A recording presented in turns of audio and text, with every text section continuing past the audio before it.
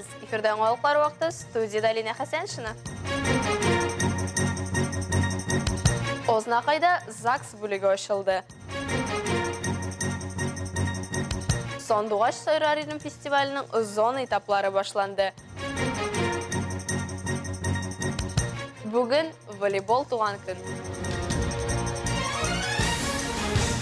Ознақайда іш визиті білен Татарстан премьер-министрі урынбасары Василь Шехразиев болып кетті. Ол күрші қолабызда гражданар халеті актын тіркеу білігі бинасын ашу тантанасында қатнашты. Онда шулай Татнефть компаниясы генераль директоры урынбасары Татарстан Республикасы Дәулет Советы депутаты Рүстем Мухаммадиев, министрлар кабинетінің гражданлық халі актларын тіркеу идарәсе башлығы Гүлшат Нигматуллинда болды. Никахлашу сарайы ашылышын біздің ижат түркімінде күзетті.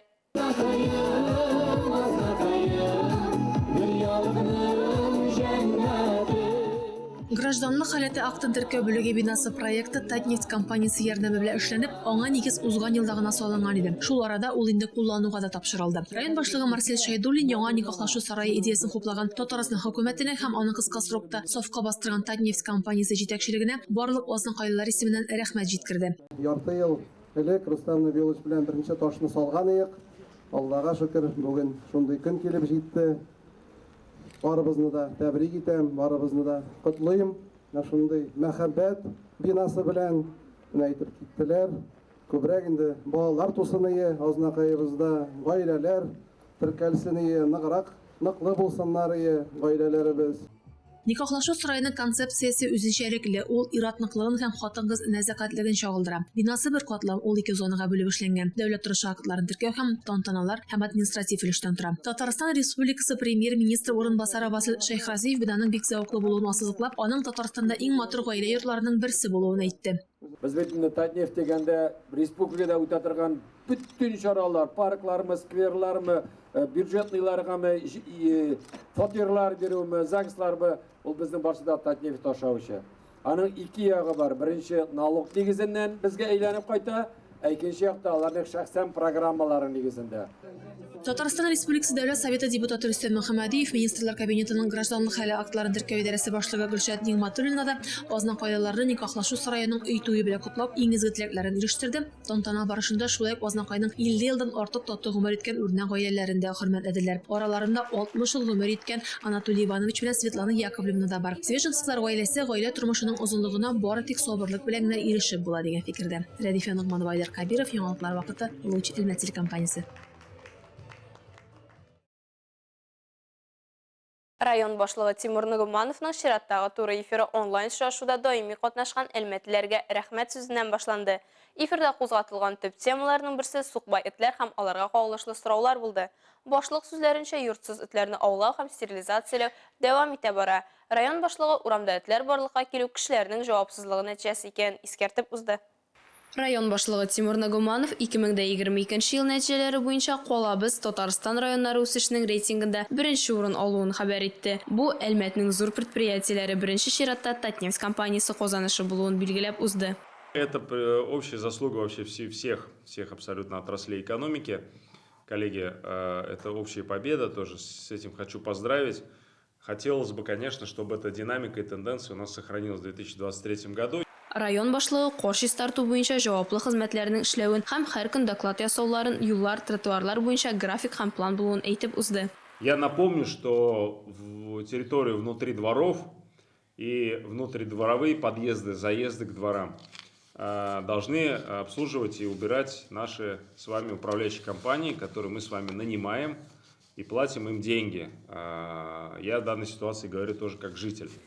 Идарәче компаниясы буенча сораулар булса, башта идарәче компания белән элемтәгә керергә, нәтиҗә бирмәсә инде үсеш департаментына мөрәҗәгать итәргә яки район башлыгының Телеграмдагы чаты һәм ВКонтакте социаль челтәренә шәхси хат итеп язарга киңәш итте. Район башлыгы Тимур Нугмановның туры эфиры кунагы Әлмәт районы физик культура, спорт һәм туризм идарәсе начальнигы Дмитрий Бакалдин булды. Ул бу ялларда экстрим парк территориясендә узачак лыжня Россия хакында сөйләде, программа белән таныштырды.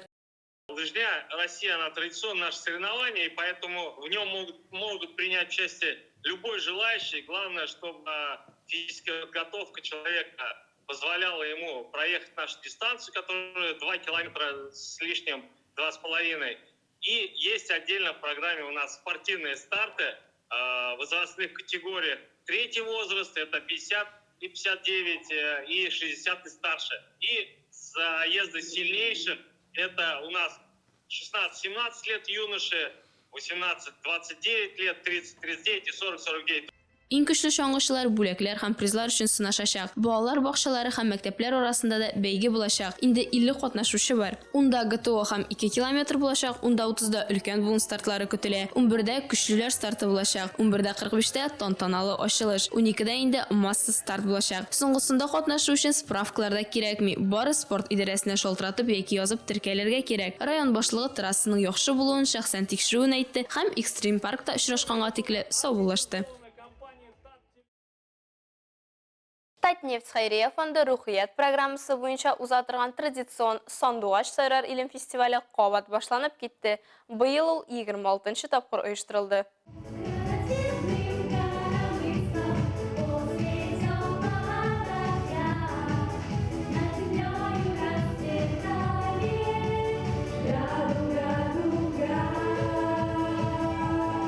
Сандугач сайрар илем фестивале менә инде 26-нчы тапкыр төбәгебезнең яшь талантларын бер мәйданчыкка җыя. Республиканың мәдәни брендына әверелгән бу бәйгесе чынчылап иҗат бәйрәме. Аның кысаларында һәркем үз осталыгы белән генә белешеп калмый, күренекле иҗат әһелләре белән дә аралаша. Аларның ustaханәләрендә белем үзләштерә.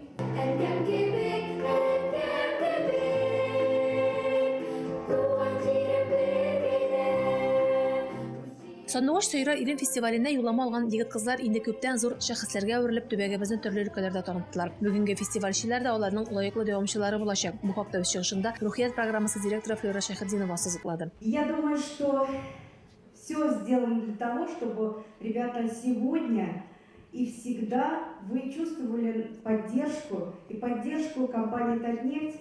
Она и в фестивалях, и в творческих школах, и в концертах, которые проходят теперь не только в Альметьевске, а еще и на других площадках.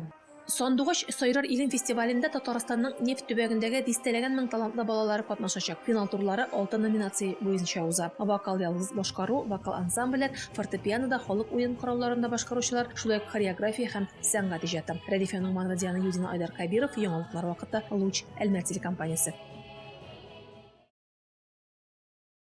Бүген кызыклы, динамиклы волейбол спорт түренең туган көне. Футбол, баскетболдан айырмалы буларак волейболда берничә секунд туп тотарлык вакыт юк. Шуңа бик тиз ярты секунд эчендә карарлар кабул итәргә кирәк. Команда спорт түре булган төрле яшьтәге һәм физик әзерлектәге кешеләргә туры килә торган волейбол туган көнендә Татнефть спорт комплексында әлеге спорт түре белән шөгыльләнүчеләр белән сөйләшеп кайттык. Илебездә волейбол буенча беренче рәсми ярышлары 100 ел элек уза. Калабызда волейбол федерациясе 20 ел элек барлыкка килә. Әлмәт волейболчылары республикабыздан читтә дә танылган спортчылар тәрбияли. Югары һәм суперлигаларда уңышлы чыгыш ясаучылар арасында якташларыбыз да бар. Россиянең волейбол картасында Әлмәтебезне танытучыларның күбесе Наталья Куршина үстергән кызлар. Бүген үзенең кызы да Төркиядә яши һәм волейбол уйный. То есть весь мир около меня волейбольный, мои друзья, мои воспитанники. То есть вся жизнь прошла вот в этих стенах волейбольных. 40 елга якын волейбол дөньясында кайнаучы Наталья Куршина үзендә шөгыльләнүче һәм элек шөгыльләнгән спортчылары, волейболчылары белән чыннан да куана. Эшеңнең нәтиҗәсен күрү чыннан да зур бәхет икәнне раслый. Играют уже и в Суперлиге, играют в Турции, играют там в Черногории. То есть уже есть мои воспитанники, которые занимаются тренерской работой. Ждем еще пополнения, которые в институтах учатся. Бүген 2008 елдан башлап 2013 елга кадәрге Әлмәт кызлары Наталья Александровна да шөгыльләнә. Кечкенәләр атнага 4 көн йөрсә, зурлар көн сайын тренировкада. Ну, мы занимаемся 5 дней в неделю. Ну, успеваю. Никогда не было мысли бросить волейбол. Меня папа привел в волейбол, он тоже им занимается. Много достижений, там, грамоты, медали. Наталья Куршинда шөгыльләнүче күп кенә кызлар волейбол һәм танылган командалар белән тормышларын бәйләргә тели. Берәүләрнең үз кумирлары да бар. Икенчеләр сәламәт һәм физик яктан үсештә булу өчен волейболга рәхмәтле. Ничек кенә булмасын, әлеге спорттагы һәркем волейболны кызыклы, җәлеп итә торган уен дип саный.